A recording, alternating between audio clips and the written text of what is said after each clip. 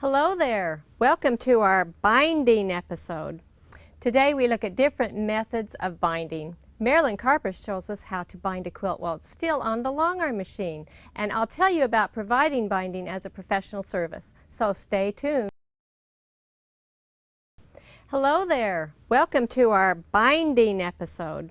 Today we look at different methods of binding. Marylin Karper shows us how to bind a quilt while it's still on the Longarm machine, and I'll tell you about providing binding as a professional service, so stay tuned. Linda's Longarm Quilting is made possible by Gamble Quilting Machine Company, bringing quality, innovation, and service to quilters around the world for over a quarter of a century.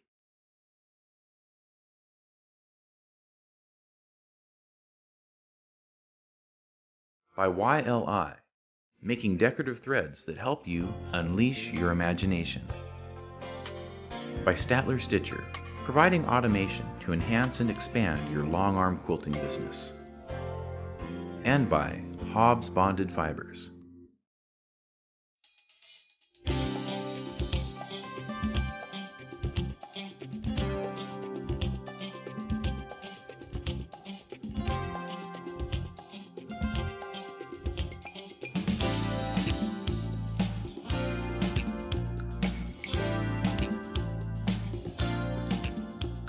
Today we're bound for binding.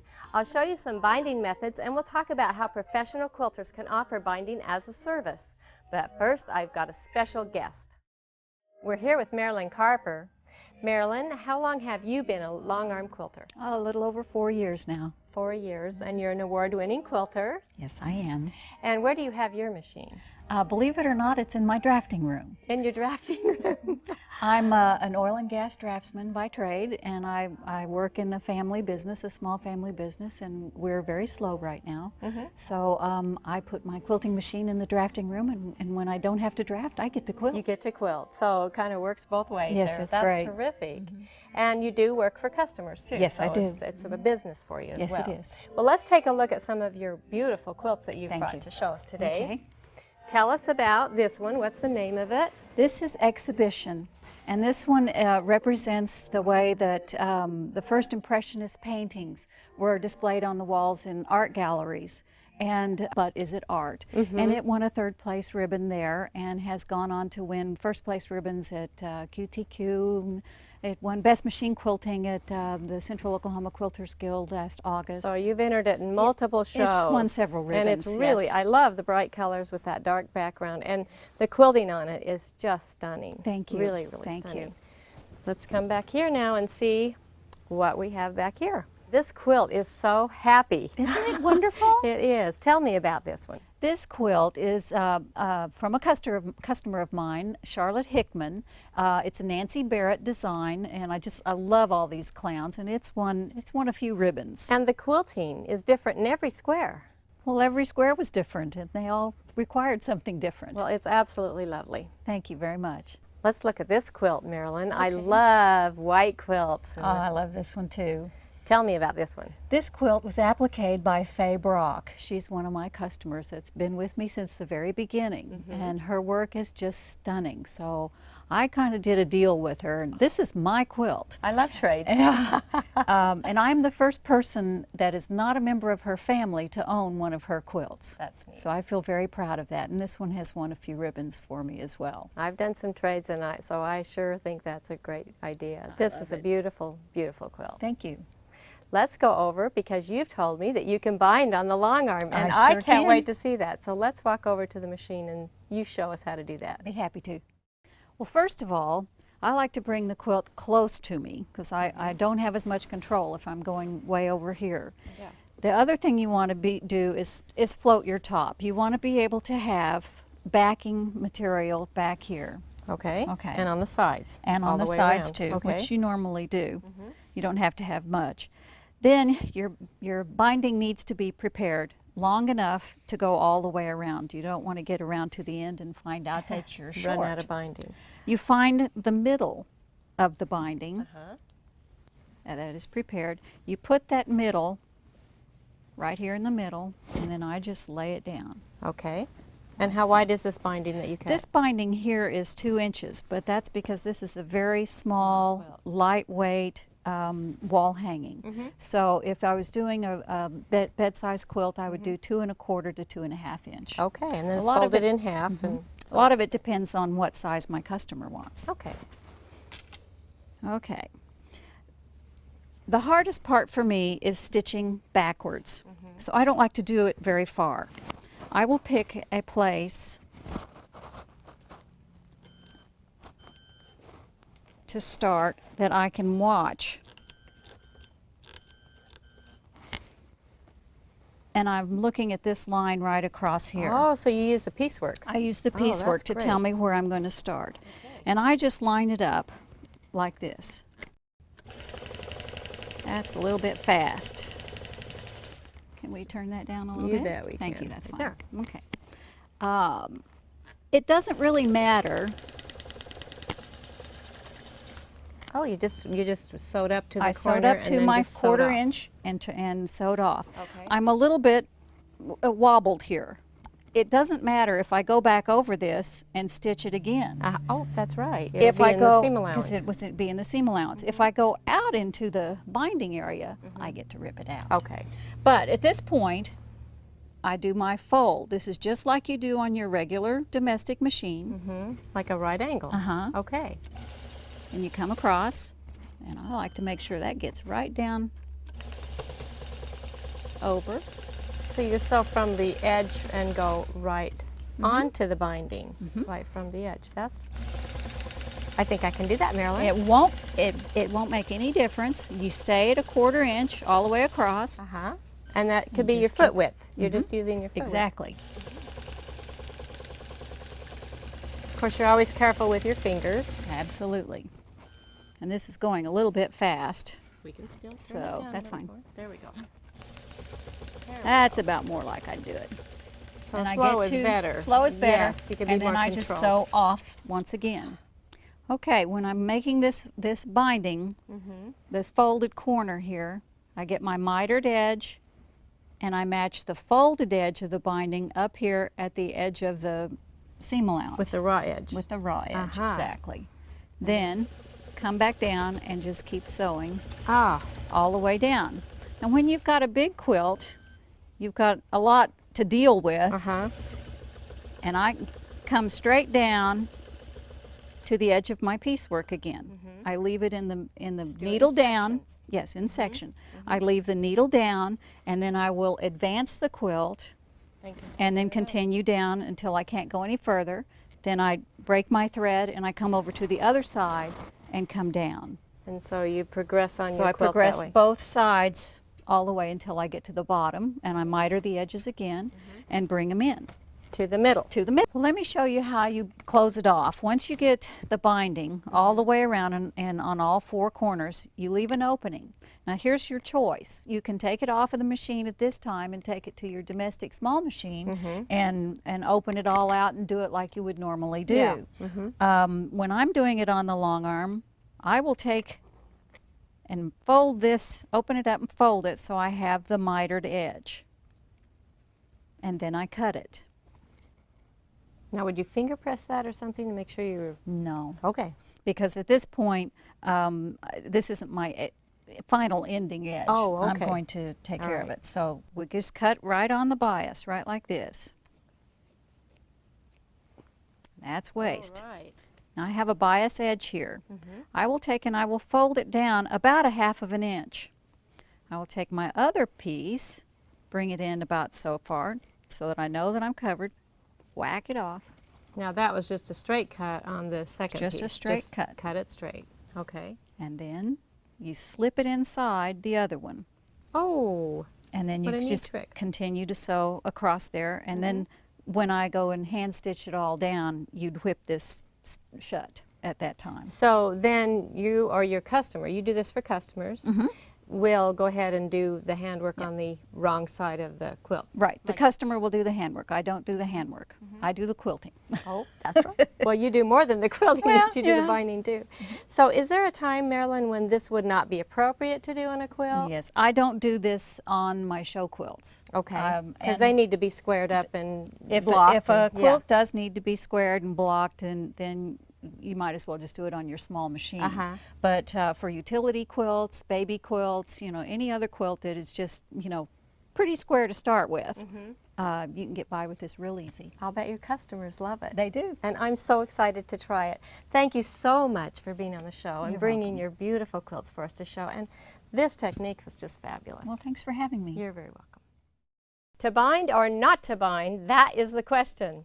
If you're in the business of finishing quilts, you need to decide how you want to handle binding requests. Offering binding doesn't have to be an all or nothing proposition. You've got several options. Personally, I don't bind, and that's okay. You can say that. If you decide that you want to do binding, you have a couple of options there. You can offer hand binding. Now, if you're going to offer hand binding, you're going to square up the quilt, and then you're going to stitch the binding onto the front of the quilt using your 1/4 inch seam here. I cut the bindings 2 1/4 inches, and I do them on the bias, and then fold them in half so that you get a nice good French edge there. And then you will, with your needle and thread, turn it over and take your tiny little stitches. If you're doing a show quilt, even the little miter that you do on the corner needs to be stitched down. So your stitches are hidden, but they're very secure. If you want to do a machine binding, then you sew the binding on the lining side of the quilt using your 1/4 inch seam, and you bring it around to the front side of the quilt, and then you do a very neat top stitch. Usually I'll use a monofilament thread in the bobbin so it'll match whatever lining is on the back of the quilt. And again, if you're going to do a show quilt there, you're going to want to stitch that miter shut. You don't have to do this yourself, and if it takes any time away from your quilting, then it's time for you to find somebody else to bind. You can hire people to do it for you. I personally advertised in my local guild, and I had people who brought me samples of their work so that I would feel good about recommending them to do the binding. I found that many people who piece quilts are happy to do their own binding, but it can be a nice service to offer along with the other extras like adding wall hanging sleeves or labels. Once you decide how you want to handle binding, set appropriate prices and let your customers know. Hi there, I'm excited to show you the project that we're going to be working on today. The quilt that is up here is called Cabin by the Lake, and my sister Arlene pieced it for me. It's all done in flannels. And as I was looking at this quilt, it has so many things that we can do on it, where I thought there's so many sharp points up here with these log cabins, so I'm going to put some circles on those to soften them. So that's the first thing we're going to do, and I'm going to show you how easy it is to do perfect circles there. I positioned the quilt right over the center of this workstation. So you can see that right there in the center of the block and right here on the workstation. And this little pin can go right there to make sure that we're exactly centered. So when you want to put something, a circle on a block, that's the first thing that you have to do. Then you decide what size circles you want to do. And you just bring the little stylus down and it drops into that circle like that. Now you see the machine is completely locked into that circle. We do also want to lock it in on the table so it won't move. And I'm going to lock it here so that it won't move. Now we'll go ahead and bring up our thread. So there's my thread. Now I'm not going to stay leaned over there because that's uncomfortable, so I bring it back with me. It's okay to waste a little bit of thread. It's better than a bad back.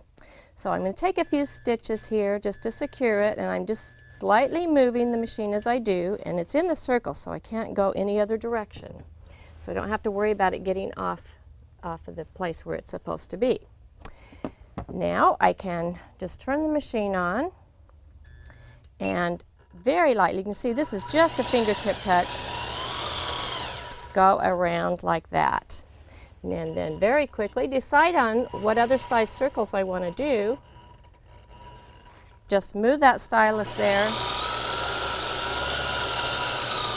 and make another one. I'll turn off the machine. I didn't do that last time, but I'll turn it off and then bring the needle up and move over to the next size. Is this too easy? This is so fun. I'm just doing these every inch.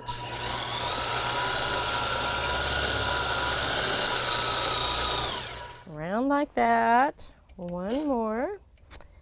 Bring it out here. Now see, I could do circles actually every ½ inch if I wanted to. And I'll go back and cut those threads in between.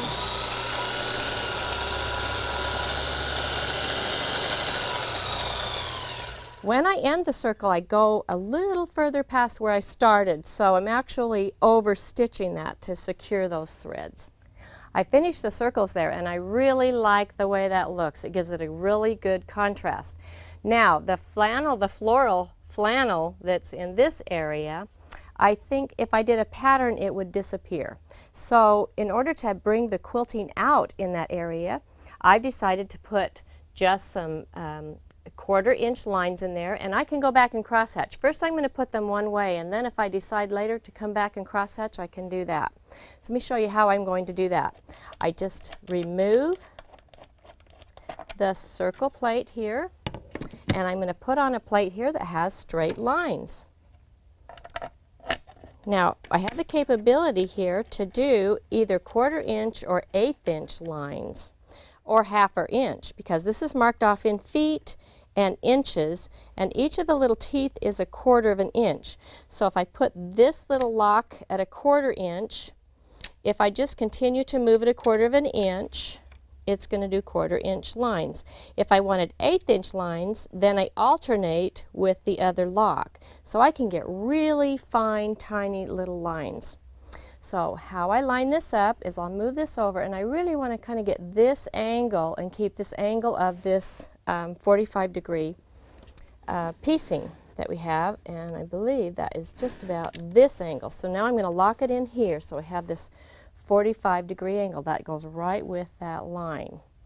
And I'll start over here, so I'll move my workstation over here and get this lined up. Looks like, and I'll give it a trial run before I actually stitch to make sure that that's where I want to stitch. And then I'll make sure that I am locked in to the table so that nothing moves. And I'll come down a little bit closer to me here so I can start. Let's see, it looks like I need to advance the quilt that direction just a little. There we go. And we'll tighten up on the other end. There we go. Great. Okay. Move this over. So it's just a matter of positioning it. Then we'll go down and bring up our thread. And that's by pushing this button, and I'm right in that seam, right there. And I'm ready to go. So I just turn my machine on. And go right up that line. And I'm going over to that seam, and that was really close to the seam, but that's okay. Now I'm going to raise this up, and I'm going to just move over 1/4 inch. So I'm going to move this whole thing over 1/4 inch into the next slot. There we go. And stay right in that seam. Leave my little stylus down there, and then pull it back.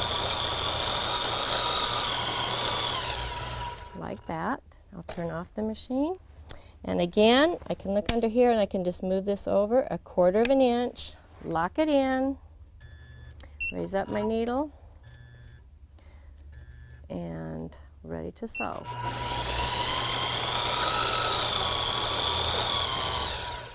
So you just continue to do that all the way to the other side, and then if you want to do cross-hatching the other direction, we'll raise this up.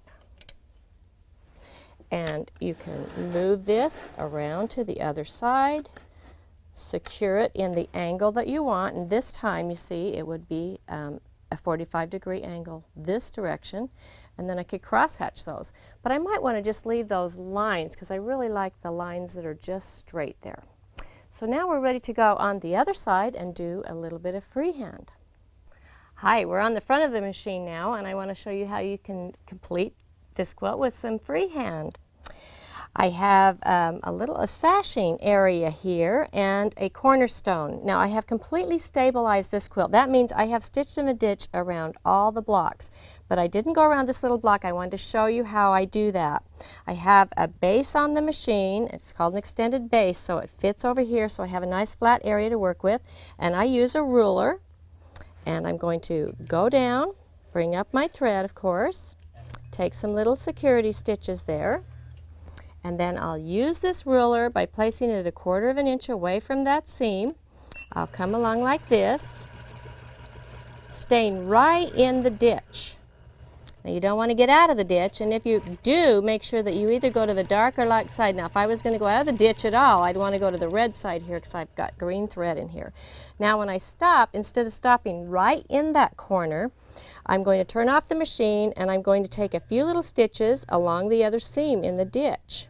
So when I turn the quilt over, I won't have any big blobs at those corners. That's really important. You need to make sure that your stops and starts are very clean. Now I'm going to push the machine away, and I'm going to grab the thread that I just drug over, pull the machine back like this, go down in that same place, same hole, then push the machine away again. And you can see that I brought up, now I have this loop that I had it originally, and I just brought up the bobbin thread, and it's doubled. So I can cut that right there, and there's my bobbin tail. So when I get finished with this quilt, I won't have to trim any of the tails off the back. When I'm finished, I'm really finished. In this little cornerstone, I think it would be really pretty, since this is all the way around the quilt, to do a very simple little design that you can do. You start with a teardrop, and I'll go all the way up and down. Just use your eyes. Up and down like that. So a elongated teardrop.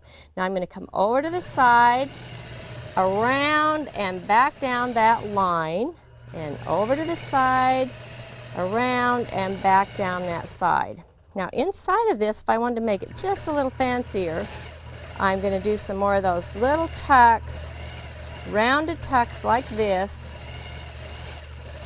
and then at the top I'm going to make a complete circle and go into a pinwheel, back out and down like that, just to give that a little bit more flavor. Now for the sashing, I think again I want to give it some more of those circles, and this little technique is easy to do, and when you get finished and this is hanging or laying on a bed, these are going to look like little circles on the bed. So I start in the middle of the sashing like this, and I come out rounded and then back over. Rounded, rounded. You just get into a rhythm of doing this. And you really don't need march. You just kind of let yourself go. As you're coming back down, you meet your other line. It's sort of like a figure 8, but it doesn't cross. So it's an easy one to do. You see how fast this goes? And I'm going to have the entire border done in no time at all.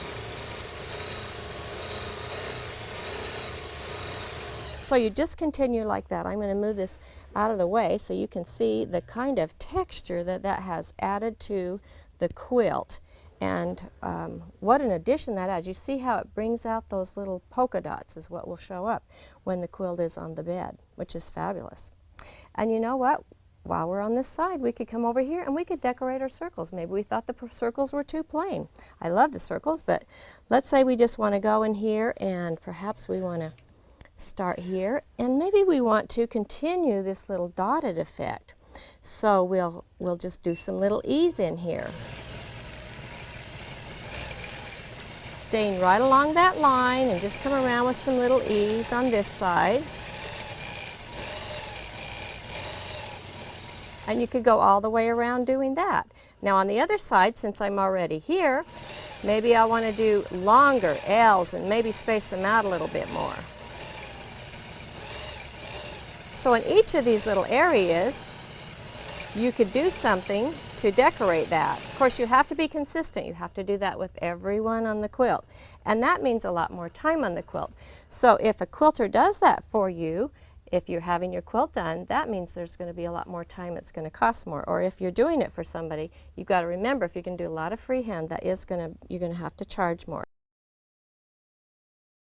Hello there. Welcome to our binding episode.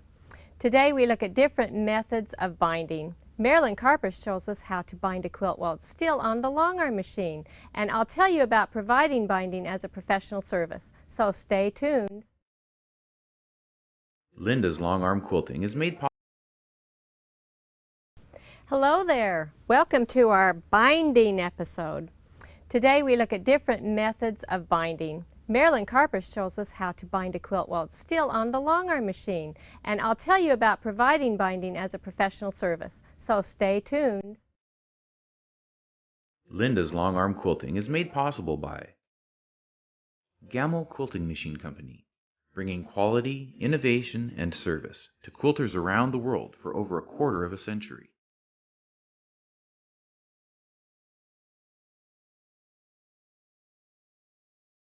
By YLI, making decorative threads that help you unleash your imagination. By Statler Stitcher, providing automation to enhance and expand your long-arm quilting business. And by Hobbs Bonded Fibers.